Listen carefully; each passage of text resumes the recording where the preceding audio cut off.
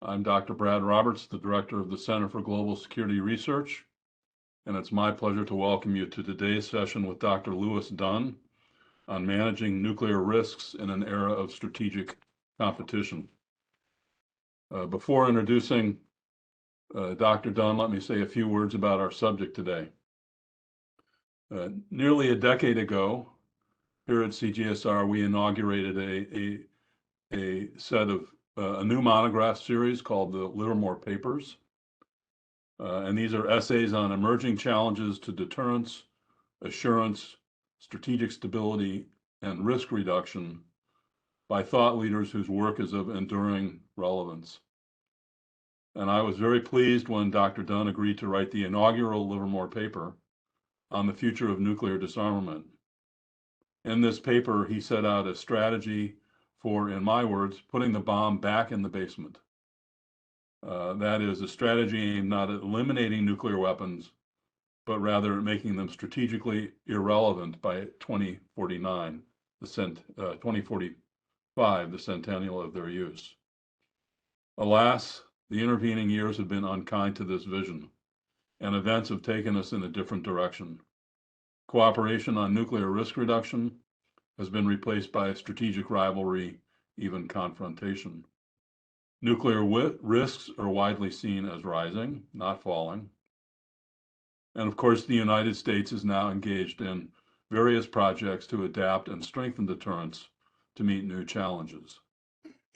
What does all this imply for the vision of a decade ago? How far must we deviate from that vision and that strategy? Do we place now all of our bets on deterrence? Or is there room for something more on risk reduction that could be new and effective? Answers to these questions don't come easily. They require an understanding of the world of deterrence and also the world of disarmament. And as a nation, we tend to grow experts in one or the other, but not both. And the community of experts who credibly work both sides of this agenda is small. And in my judgment, today's speaker, Dr. Dunn, is effectively the leader of this small tribe of renegade thinkers who work both sides, deterrence and disarmament. And his deep knowledge and careful judgment are widely respected, and his work on these topics is widely recognized as the best there is. We've been fortunate to re-engage his interests and to benefit from this lecture, as well as a possible new Livermore paper to follow. Dr. Lewis Dunn earned his PhD in political science from the University of Chicago. From there, he went to Kenyon College, where he taught for 6 years before being recruited by the Hudson Institute in 1974, where he worked with Herman Kahn. From the Hudson Institute, he joined the Reagan administration, first as a special assistant for nonproliferation in the State Department, then as assistant director of the Arms Control and Disarmament Agency. And in 1985, he also served as U.S. ambassador to the NPT Review Conference. After a lengthy stint in government, he joined the Science Applications International Corporation, where he served for nearly 3 decades as a senior manager and analyst. This is where we first met, and I vividly remember in our inaugural encounter his colorful and effective use of analogies from the film Casablanca to illuminate realities of international nuclear politics. He's now an independent consultant and advisor, and this has included a recent duty as a member of the United Nations Secretary General's Advisory Board on Disarmament Matters. Before I turn it over to Dr. Dunn, let me just review the rules of engagement today. He'll speak for about 45 minutes, a session that will be on the record. Then we'll go into the Q&A portion, and that will be off the record. If you'd like to join the Q&A portion, please raise your hand electronically, and I'll call on you to bring you into the conversation. If you prefer, please send in your question in the chat, and I will do my best to get it into play in the time available. Thank you for joining us this morning. Lewis, thank you for your leadership on these issues. Over to you. Thank you, Brad. Thank you for the very kind remarks. And I'm pleased to speak again here at the Center for Global Security Research on the topic of managing nuclear risks in an era of strategic confrontation. The views I will set out are my own. I spoke here just over a decade ago. Just under a decade ago. I summarized what became, in October 2016, my Livermore paper on redefining the U.S. agenda for nuclear disarmament. Excuse me. I argued then that the goal of U.S. nuclear disarmament policy should be the strategic elimination of nuclear weapons as instruments of power and statecraft by 2045. In effect, moving nuclear weapons into, as Brad would put it, the basement, or as I would have put it, the back room. My argument then reflected a balancing of risks. On the one hand, the risk that continued reliance on nuclear deterrence would sooner or later break down in a global nuclear catastrophe. And on the other hand, the risk that seeking to escape from reliance on nuclear deterrence would undermine U.S. and allied security. My judgment in 2016 was that the risk of an ultimate nuclear catastrophe outweighed the risk of pursuing an escape from nuclear deterrence. I believed that the obstacles could be overcome to significant progress toward that goal. Since then, as Brad has pointed out, global events have moved in a very different direction. We live today in an era of strategic confrontation. I need not spend time on the details of this world of strategic confrontation because its dimensions, its contours, are only too well known to all of us. Against this backdrop, I shall propose 7 principles for managing nuclear risks in an era of strategic confrontation. My first principle: effective nuclear deterrence is the necessary bedrock of policies and postures to reduce the risk of use of nuclear weapons, but with measured adaptations to today's realities. Once again, it is a question of balancing risks, but now the calculation is very different. In today's world, the risk that sooner or later nuclear deterrence will break down is outweighed by the more immediate risk that without robust nuclear deterrence, the use of nuclear weapons will become more likely. This judgment partly reflects the need now to counter the regional and global ambitions of 2 revisionist powers, one of whom already has a nuclear weapon capability comparable to that of the United States, the other that soon will. It also reflects the rejection by Moscow and Beijing of U.S. overtures to find ways to cooperatively manage our strategic relationship with each of them. Not least, this reversal of the balance of risks reflects, on the one hand, Russian military planning for the possible limited use of nuclear weapons to achieve Moscow's goals in a conflict, and on the other hand, the apparent Chinese military belief in its ability to control escalation in any regional nuclear conflict. So principle 1, nuclear deterrence, is once again the bedrock. Now, building on this first principle, there are some givens for ensuring robust nuclear deterrence, and let me note only 3 of them. Full and timely implementation of the program of record for modernization of the U.S. nuclear force posture, as called for by the Bipartisan Strategic Posture Commission, is one given. A second given is modernization of the U.S. command and control infrastructure to ensure its effectiveness, responsiveness, and survivability. A third given is that robust nuclear deterrence now must include deterrence of China as well as Russia. Given the dramatic, continuing, and so far open-ended transformation of China's nuclear posture, the days are over of a Chinese nuclear deterrence free ride. Now, along with such givens, there are also critical choices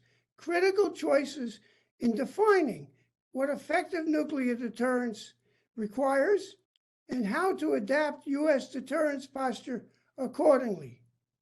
Depending on how those choices are made, the result could be to increase, not decrease, nuclear risk, to foreclose any residual opportunities for cooperation in managing nuclear risks, and to set out on paths that would repeat mistakes of the Cold War.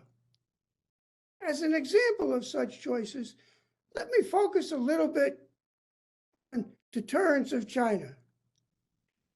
Nuclear deterrence of China could mean any or all of the following: deterring China from implicitly or explicitly threatening use of nuclear weapons to coerce the United States and its allies in a crisis or conflict; deterring China from escalating to use of theater nuclear weapons in a conflict that it is losing; deterring China from threatening or escalating to limited use of nuclear weapons against the American homeland to coerce the United States to yield to China in a conflict, again, that it is losing; deterring China from an all-out nuclear response against the United States based perhaps on ambiguous warning; deterring Chinese nuclear threat-making or use in the midst of an ongoing U.S.-Russia conflict; or, as warned by the Strategic Posture Commission, deterring simultaneous nuclear attacks on the American homeland by both Russia and China. So there's a whole spectrum of what deterring China could mean. How to adapt the U.S. deterrence posture will depend partly on choices made in weighting the urgency and credibility of different meanings of what is to be deterred. How to adapt the U.S. deterrence posture also depends on judgments about what Xi Jinping and China's other leaders value most, and choices for how effectively to hold it at risk. How to adapt the U.S. deterrent depends as well on whether the new prominence of China in U.S. nuclear deterrence policy and planning, the new prominence of China will, quote unquote, get the attention of China's political military leadership in a way that makes that leadership think again, reevaluate the potential risks and benefits to China of strategic engagement with the United States to reduce the costs and lessens the risks of accelerating bilateral strategic competition. Now, my argument is that for now, erring on the side of more measured adaptations to U.S. deterrence posture for China could help to preserve the possibility of such a reevaluation. Erring toward more measured adaptations also could avoid institutionalizing an ever-accelerating U.S.-China arms race with heightened suspicions, new uncertainties, worst-case scenarios that actually would make it more difficult to manage nuclear risks in a future U.S.-China confrontation, let alone conflict. So principle one, the importance of nuclear deterrence, the importance of adaptations of that deterrence posture, and particularly a lot of open questions with regard to how we do it now that China no longer gets a free ride, but it is part and parcel of nuclear deterrence from an American perspective. Let me turn now to my second principle. Limited use of nuclear weapons may turn out to be a contradiction in terms, but minimizing the risk of finding out requires a flexible, limited nuclear response capability for deterrence. Limited use of nuclear weapons may turn out to be a contradiction in terms, but minimizing the risk of finding out whether it is a contradiction in terms requires a flexible, limited nuclear response capability for deterrence. Now, among US and allied experts, there's a range of opinion, from a strong belief in the possibility of limiting use of nuclear weapons to deep skepticism about whether it would be possible to keep use of nuclear weapons limited. What counts most, however, is that the Russian military has apparently convinced itself that limited use of nuclear weapons is not only possible, but potentially useful in certain situations.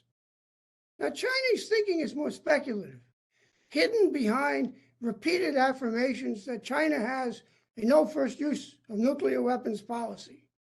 That said, China's acquisition of theater nuclear weapons, its military's belief that it can control escalation, and repeated pressure within the Chinese defense community to set aside the no first use policy all justify concern that China could resort to limited use of a nuclear weapon, for example, in a failing attempt to conquer Taiwan. Thus, as long as Russia and possibly also China each believe that limited use of nuclear weapons could offer a path to achieve their objectives in a conflict, deterrence requires US allied options for flexible nuclear response. Some characteristics could include a range of low nuclear yields, diverse delivery systems, proportional response, responsive adaptive planning, timely decision-making, effective control, procedures to communicate US and allies' intent. Now, critics will argue that US and allied options for limited nuclear use in response to adversary limited nuclear use will make nuclear weapons more usable and increase the risk of nuclear war. To the contrary, convincing Russia now and possibly China in the future that they cannot use nuclear weapons in a limited way to achieve their goals will be more likely to take that option off the table for them, and reduce, not increase the risk of nuclear war. My third principle: safe, secure, effectively controlled nuclear operating practices serve everyone's interests. Safe, secure, effectively controlled nuclear operating practices serve everyone's interest. The US nuclear deterrence community has long been guided by this principle. It remains essential for assessing proposed adaptations of US nuclear deterrence posture. More broadly, the United States, Russia, and China all are seeking to leverage emerging technologies for deterrence: hypersonic weapons, AI, long-range conventional strike, cyber, space-based capabilities. In turn, Russia is fielding next-generation theater nuclear weapons and developing exotic long-range delivery systems, while China now confronts new operational challenges as it begins to deploy and rely on an early warning capability, creates a sea-based triad component, and deploys theater nuclear weapons. At best, in this situation, there would be quiet, official US dialogue with Russia and with China, focused on how do we all ensure safe, secure, effectively controlled nuclear force postures.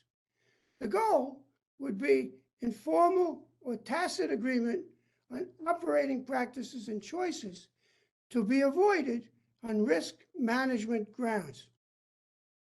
But such a dialogue seems very unlikely in today's world. So what follows? It seems to me that there is an alternative but long overlooked approach from the Kennedy administration. In late 1963, Deputy, later to become Assistant Secretary of Defense, John McNaughton, publicly explained U.S. actions to ensure the safety, security, and control of nuclear weapons, as well as other dimensions of a more stable nuclear deterrence posture, such as was being pursued by the Kennedy administration. The Kennedy administration encouraged U.S. experts to point out McNaughton's remarks to Soviet experts. In effect, the audience for McNaughton's remarks was as much in Moscow as it was in Washington. A comparable U.S. statement could be made today to set out what the United States believes would be safe, secure, and controlled nuclear operating practices going forward. Some examples warranting consideration could include no launch on warning, restraint in nuclear exercises, no co-deployment of conventional and nuclear-armed missiles, no first strikes on nuclear command and control or warning networks, no decapitating strikes, no use of AI in nuclear use decisions. Now, there are still other actions the U.S. could consider to take more directly, which would serve a U.S. and Chinese interest in the operational safety, security, and control of China's transforming nuclear deterrent. U.S. officials could describe for the Chinese deterrence community the types of early warning system miscues, hiccups, unexpected occurrences that the United States experienced and overcome. In effect, to say, hey, here's some of the things that happened to us that we hope don't happen to you, but you might think about. U.S. officials could offer generic information on ensuring the effective safety, security, and control of a sea-based nuclear deterrence and of theater nuclear weapons. As China goes into new operating environments, a sense of what to watch out for. Would China be interested? Perhaps not. Perhaps yes. If official engagement is not possible, semi-official channels could be used. Shifting ground, but still on my third management principle of safe, secure, effectively controlled nuclear postures. The DPRK, North Korea, poses a much tougher case because of its aggressive intentions and its international legal status as a former non-nuclear weapon state party to the Nuclear Non-Proliferation Treaty, the NPT. Here, however, I moved 2 pages at the same time. Here, however, the United States and its Asian allies, I would say all countries, have an interest in avoiding a North Korean nuclear weapon accident or loss of control over its nuclear weapons. If so, with tacit U.S. acceptance, either Russia or China could offer quiet advice to ensure safety, security, and control over what is a steadily expanding North Korean nuclear arsenal. Reported U.S. conversations with Pakistan after 9/11 offer a precedent. Let's turn next to Principle 4. Recognize that the road to nuclear use runs through conventional conflict and act accordingly. Recognize that the road to nuclear use runs through conventional conflict and act accordingly. For managing nuclear risks, this fourth principle underlines the need to strengthen U.S. and allied conventional defense capabilities. at best to deter conflict, and at least to avoid a U.S. choice between defeat in a conventional war and escalating to limited nuclear use. Conversely, the possibility of a Russian or Chinese choice facing defeat in a conventional conflict, a choice to escalate to limited nuclear use, underscores the importance of the type of options I've discussed for limited nuclear response to deter or counter such escalations. Acting accordingly also suggests the importance of political diplomatic efforts to avoid conventional conflict in the first place, if it's the road to nuclear use. The most difficult case is to find a Taiwan status quo acceptable to China and Taiwan. Acting accordingly also highlights the need for clarity of commitments to signal U.S. and allied resolve to counter aggression against either NATO frontline allies or Taiwan. The pursuit of dialogue and engagement with Russia and China in ways to be discussed as part of my sixth principle also would come under acting accordingly. Before I turn to my sixth principle, I need to consider, however, North Korea as a possible outlier to this proposition that the road to nuclear use runs through conventional conflict. Pyongyang could decide to use nuclear weapons at the very start of a conflict, given the vulnerability of its nuclear force, a belief in nuclear use as a force multiplier, and attempts to coerce the United States or its allies to stand aside. So Pyongyang could be an outlier. I shall focus here on only one implication. Possible early North Korean nuclear use puts into sharp perspective the long-standing tension between, on the one hand, the commitment of successive U.S. administrations both to augment homeland missile defenses in response to a growing North Korean nuclear missile threat, and on the other hand, to constrain such deployments to reinforce reassurances to China and Russia that U.S. homeland missile defenses would not undercut their nuclear deterrence postures.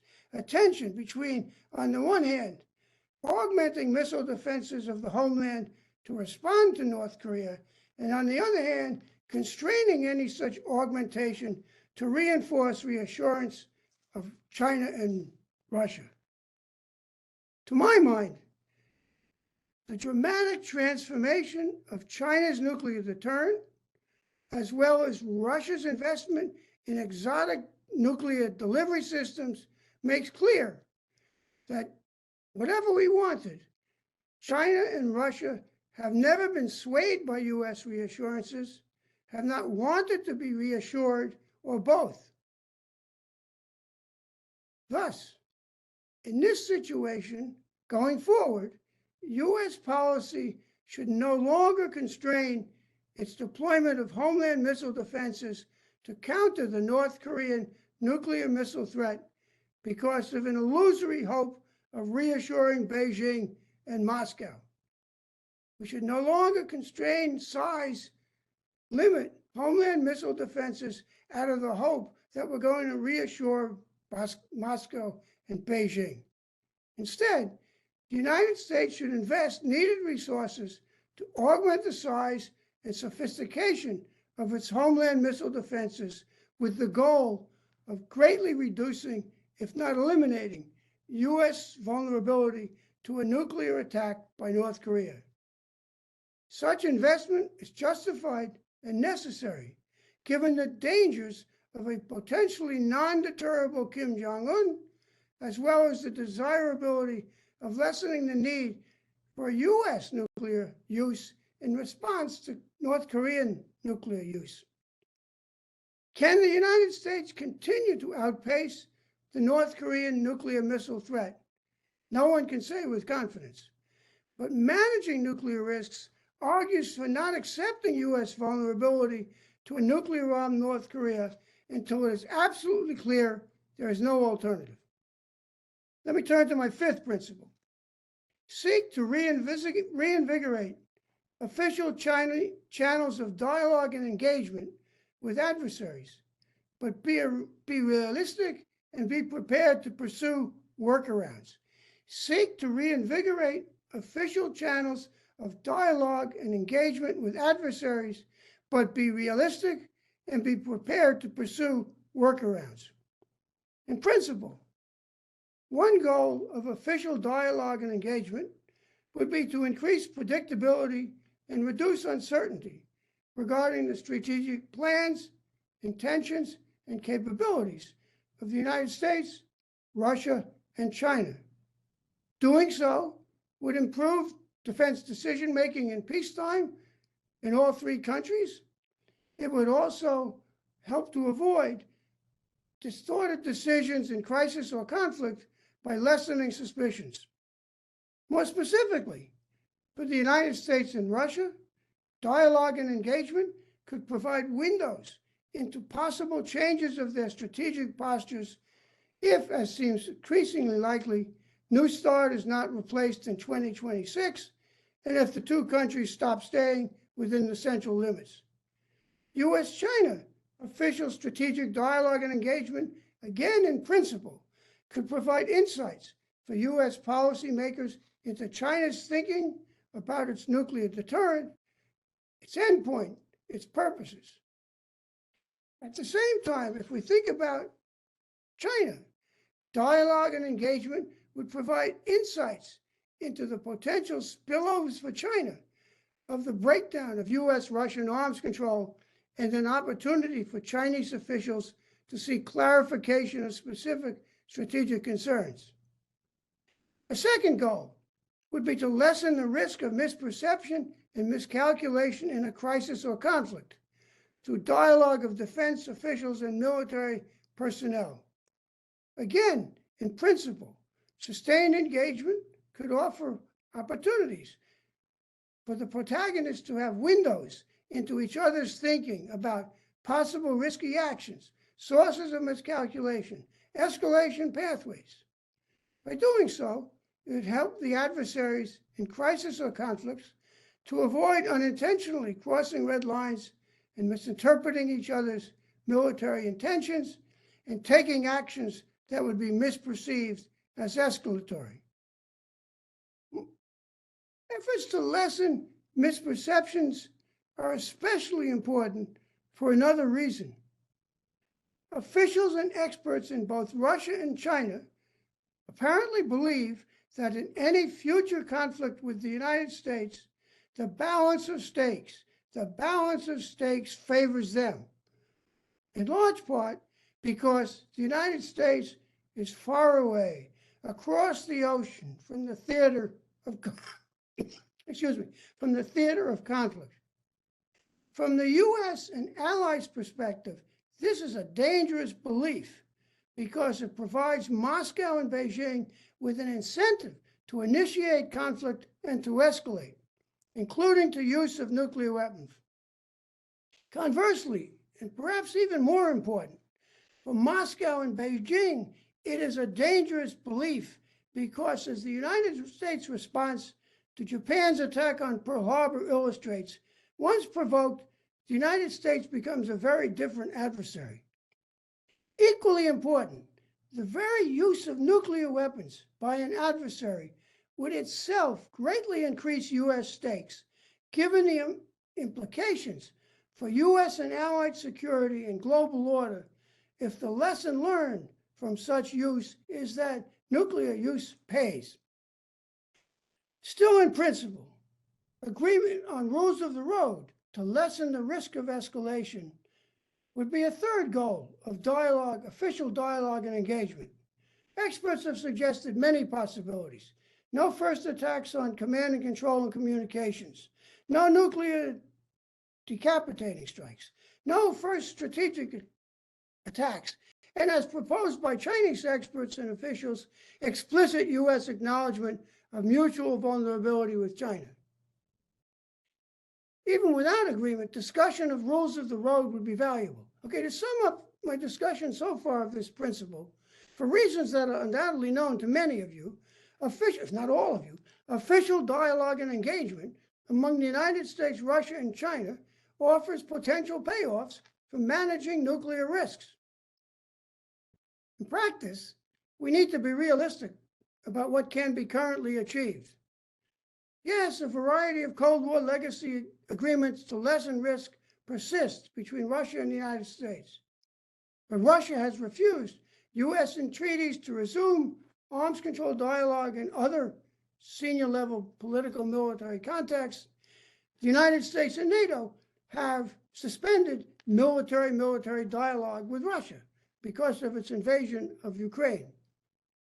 Yes, recently some U.S.-Chinese senior level political engagement and military contacts have resumed, but China has repeatedly rejected putting in place a sustained official dialogue, the concept of bilateral or trilateral arms control, discussion of less formal means of mutual reassurance, forget arms control, the concept of transparency, which underlies all this stuff. I think there's another more fundamental obstacle to official dialogue to manage risks.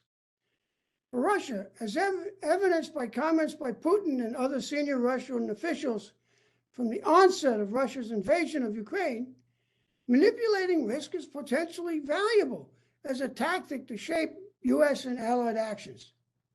For China, comparable official statements are lacking, although there are occasional comments by retired military sending a different message.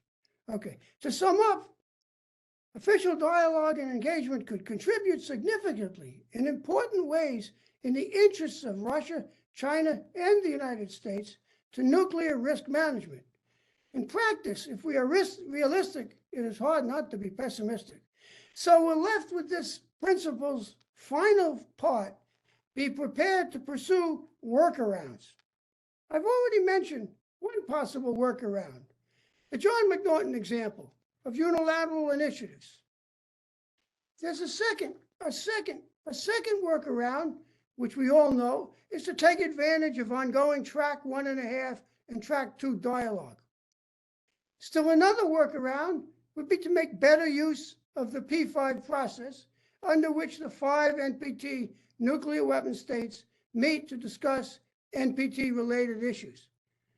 Chaired currently by Russia, the P5 process is once again in one of its periodic fallow periods. On the plus side, if reanimated, the P5 process would be a forum in which officials have begun and could continue to discuss relevant topics: responsible nuclear operations and behavior, risky actions, choices to be avoided on risk management grounds, potential miscalculations, rules of the road to manage nuclear risk. Agreed actions could come out of the P5 process later when the time is right. The minus side is that, for the most part, the officials involved are diplomats, not defense officials or military operators. So participation is not fixed and could be changed with sufficient will on the part of the parties. But basically, in terms of pursuing dialogue and engagement, official dialogue is the best. It's unlikely to happen much, so we need to look at the workarounds. Let me move on to principle number 6.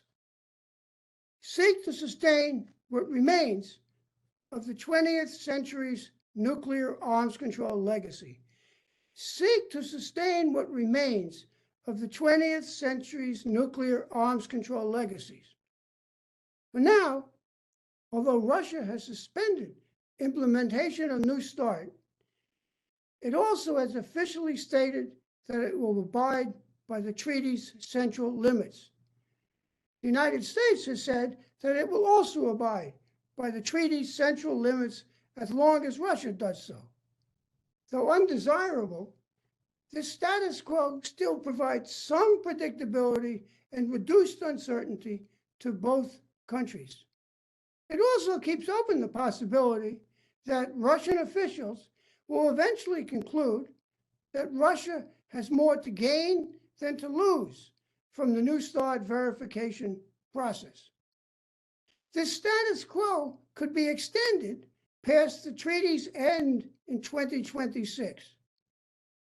Much as the United States and the Soviet Union did so in the early 1980s, when they continued to abide by the limits of SALT II, even though that treaty never entered into force, and even as President Reagan said, it was fatally flawed. Again, doing so would provide at least some predictability and lessened uncertainty.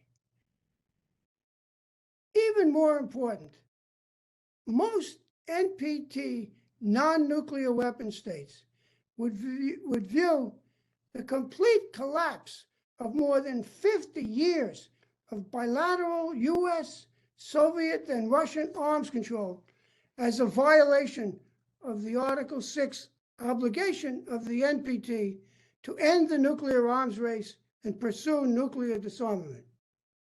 The legitimacy of the NPT would be significantly undermined, and pressures created for withdrawals on the ground that the NPT was no longer fit for purpose. Such an unraveling of the NPT would be a body blow to efforts to prevent proliferation. To avoid the world of many nuclear weapon states that first led the United States and the Soviet Union to negotiate a draft of what would become the NPT. The nuclear testing moratorium is a second legacy of 20th century nuclear arms control. The most recent US compliance report expressed concerns about whether Russian and Chinese activities met a quote-unquote zero yield standard. That said, more than 30 years have passed since the last nuclear tests by the major nuclear powers with a significant yield, as that term is publicly understood. The moratorium's collapse would remove an important constraint on the nuclear weapon activities of Russia and China, and of the United States as well. Equally important, a decision to end the moratorium by any of the major nuclear powers would be seen as a dramatic signal to the others of its nuclear ambitions, even if couched in terms of, we had to fix a technical warhead problem. The result would be heightened strategic suspicions and intensified nuclear arms racing. Here, too, the adverse impact on the NPT's legitimacy and support would be very significant. Why so? Because the promise to end nuclear testing by the major nuclear powers, the 5 NPT nuclear weapon states, was one of the reasons why many non-nuclear weapon states agreed to extend the NPT by consensus in 1995. The NPT itself is a third legacy of 20th century arms control.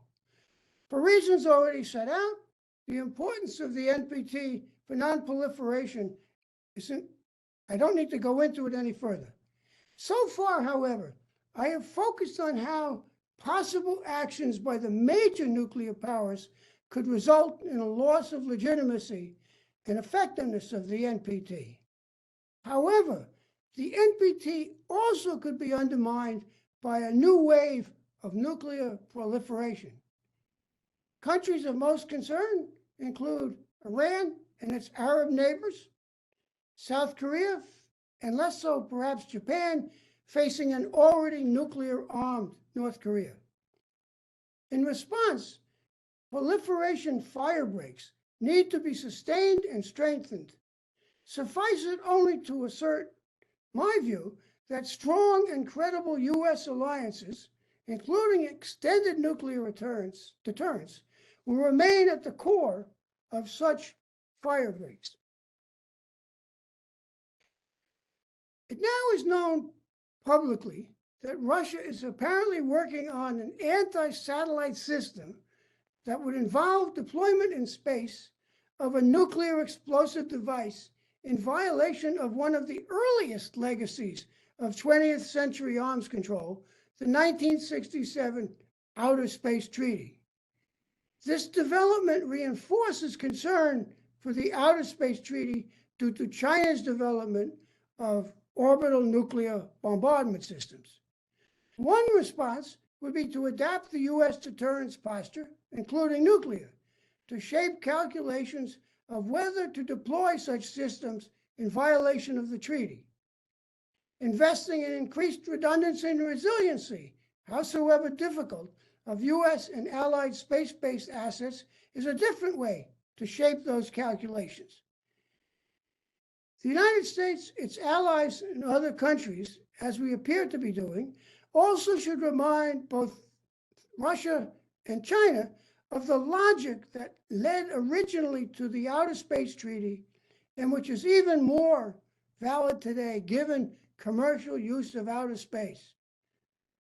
All countries benefit from avoiding nuclear competition and use in outer space. It was a simple principle back then. It's a simple principle today. Okay, let me turn to my final principle, principle number 7. For managing nuclear risk in an era of strategic confrontation. Principle 7. Set out a credible and compelling positive vision of a desirable long-term nuclear future, even if it's mostly aspirational for now. Set out a credible and compelling positive vision of a desirable long-term nuclear future, even if mostly aspirational for now. Principles 1 through 6 address the necessities of managing nuclear risk in today's world. Principle number 7 looks beyond today's era of strategic confrontation. My own proposed positive vision remains the strategic elimination of nuclear weapons as instruments of national power and statecraft. There are other visions, but we need to set out a credible and compelling long-term nuclear vision for many reasons. Because of the many risks inherent in the very existence of nuclear weapons and the great danger that sooner or later nuclear deterrence will fail. Because a positive vision can help to avoid repeating some of the Cold War's nuclear excesses. Because of the need to gain and sustain political support within the United States and its allies for a more robust nuclear deterrence posture. Because of the need to sustain the legitimacy and effectiveness of the NPT. But to my mind, perhaps the most compelling reason to set out a credible and compelling positive vision of a desirable long-term nuclear future is that the world changes. The world changes. Sometimes, as now, for the worse, but also not infrequently for the better. And changes of the world for the better create unexpected opportunities. And a vision should be there to help us take advantage of unexpected opportunities when the world changes, as it has done so many times since the nuclear weapons were first used at the end of the Second World War. Let me conclude. Taken together, the principles that I have proposed and discussed, I believe, offer a way forward to manage nuclear risks in today's world of strategic confrontation. These principles are rooted in the fact that the world of today is not the world that we hoped for, wanted, or expected. These principles should be seen, moreover, as a package of mutually reinforcing approaches, not an a la carte menu from which to pick and choose. Their pursuit will be impacted by the wild card of American presidential politics. Their pursuit also would require changes in varying degrees in how officials, experts, and publics in the United States and allied countries think and act to manage nuclear risks. Changes in how we think and act in managing nuclear risks.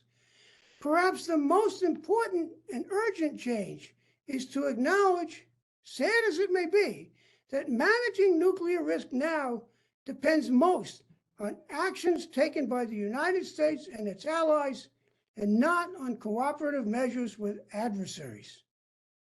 Put most starkly, investing needed resources, people, thinking, diplomacy, time, money, to ensure effective deterrence across the spectrum from conventional to nuclear conflict is once again the bedrock of managing nuclear risk. Nonetheless, that recognition needs to be accompanied by actions to ensure and encourage safer, more secure, and effectively controlled nuclear operating policies and practices, to continue to make the case for official dialogue and engagement among adversaries, even while finding workarounds to the breakdown of official channels, and to sustain what remains of the 20th century nuclear arms control legacy. Not least, renewed reliance on nuclear deterrence as the central focus of managing nuclear risks needs to be tempered. It needs to be tempered by a positive vision of a long-term future in which such reliance would have been greatly reduced, if not transcended. I thank you. I look forward to questions, comments, and comments masquerading as questions.